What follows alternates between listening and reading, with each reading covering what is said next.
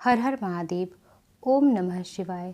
आज है 12 जुलाई, आषाढ़ मास कृष्ण पक्ष की त्रयोदशी तिथि।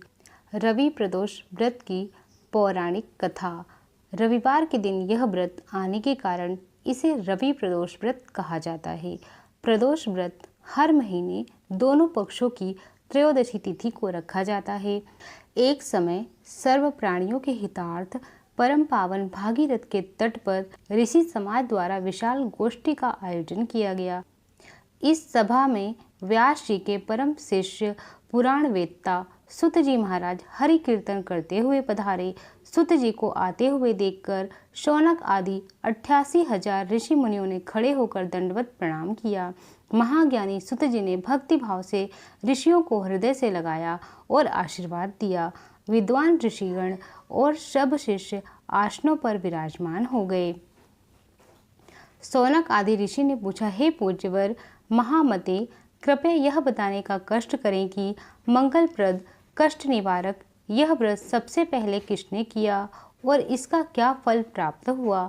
श्री सुत जी बोले, आप सभी शिव के परम भक्त हैं। आपकी भक्ति को देखकर मैं व्रती मनुष्यों की कथा को कहता हूँ, ध्यान पूर्वक सुनो। रवि प्रदोष व्रत की कथा। रवि प्रदोष व्रत की कथा के अनुसार एक गांव में अति दीन ब्राह्मण निवास करता था। उसकी साध्वी स्त्री प्रदोष व्रत किया करती थी। उसे एक ही पुत्र रत्न था। एक समय की बात है, वह पुत्र गंगा स्नान करने के लिए गया। दुर्भाग्यवश मार्ग में चोरों ने उसे घेर लिया और वे कहने लगे कि हम तुम्हें मारेंगे नहीं, तुम अपने पिता के गुप्त धन के बारे में हमें बतला दो। बालक दीन भाव से कहने लगा, हे बांधुओं, हम अत्यंत दुखी और दीन हैं, हमारे पास धन कहाँ है। तब चोरों ने कहा कि तेरे इस पोटली में क्या बंधा है। बालक ने निःसंकोच कहा कि मेरी माँ ने मेरे लिए रोटियां दी है। यह सुनकर चोरों ने अपने साथियों से कहा कि साथियों, यह बहुत ही दीन दुखी मनुष्य है, अतः हम किसी और को लूट लेंगे। इतना कहकर चोरों ने उस बालक को जाने दिया। बालक वहां से चलते हुए एक नगर में पहुंचा। नगर के पास एक बरगद का पेड़ था। वह बालक उसी बरगद के वृक्ष की छाया में सो गया। उसी समय उस नगर के सिपाही चोरों को खोजते हुए उस बरगद के वृक्ष के पास पहुंचे और बालक को चोर समझकर बंदी बनाकर राजा के पास ले गए। राजा ने उसे कारावास में बंद करने का आदेश दे दिया। ब्राह्मणी का लड़का जब घर नहीं लौटा तब उसे अपने पुत्र की बड़ी चिंता हुई। अगले दिन प्रदोष का व्रत था। ब्राह्मणी ने प्रदोष का व्रत किया और भगवान शंकर से मन ही मन अपने पुत्र की कुशलता के लिए प्रार्थना करने लगी। भगवान शंकर ने उस ब्राह्मणी की प्रार्थना को स्वीकार कर ली और उसी रात भगवान शंकर ने उस राजा को स्वप्न में आदेश दिया कि वह बालक चोर नहीं है, उसे प्रातःकाल छोड़ देना, अन्यथा यह सारा राज्य वैभव नष्ट हो जाएगा। प्रातःकाल राजा ने शिवजी की आज्ञा अनुसार उस बालक को कारावास से मुक्त करा दिया। बालक ने अपनी सारी कहानी राजा को सुनाई। सारा वृतांत सुनकर राजा ने अपने सिपाहियों को उस बालक के घर भेजा और उसके माता पिता को राज दरबार में बुलाया। उसके माता पिता बहुत ही भयभीत थे। राजा ने उन्हें भयभीत देकर कहा कि आप भयभीत न हों, आपका बालक निर्दोष है।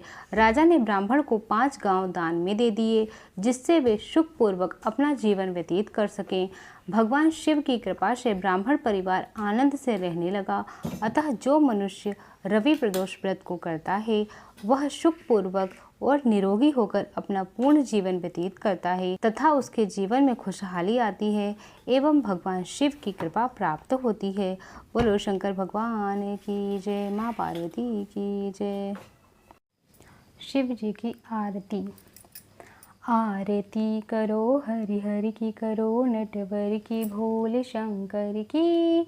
आरती करो शंकर की, आरती करो हरि हरि की, करो नटवर की, भोले शंकर की।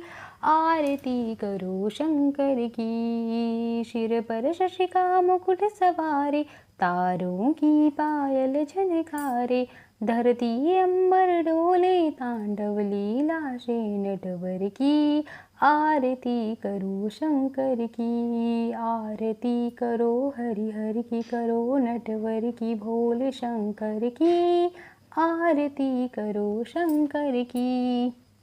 फन का हार पहनने वाले, शंभू ही जग के रखवाले, शकल चराचर नाचे उंगली पर विषधर की। आरती करो शंकर की, आरती करो हरि हर की, करो नटवर की भोल शंकर की। आरती करो शंकर की।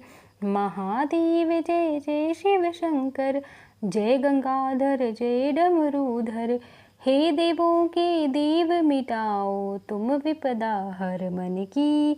आरती करो शंकर की, आरती करो हरि हर की, करो नटवर की भोले शंकर की।